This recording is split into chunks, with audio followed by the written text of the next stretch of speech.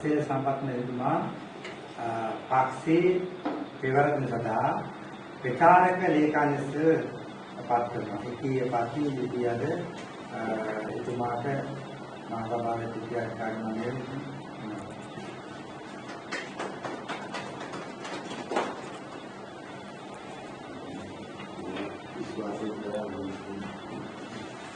අයුවන් සතුටින් සොම්නසින් අපි හැමදාම කතා කරනවා.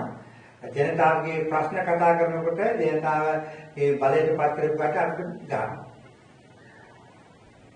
ජනසිත පෙරමුණ පක්ෂය අදට වසර 15ක් වෙනවා මේ පක්ෂය පිහිටවලා. එහි අපි තරතුරු අද කීපයක් පත් කරා.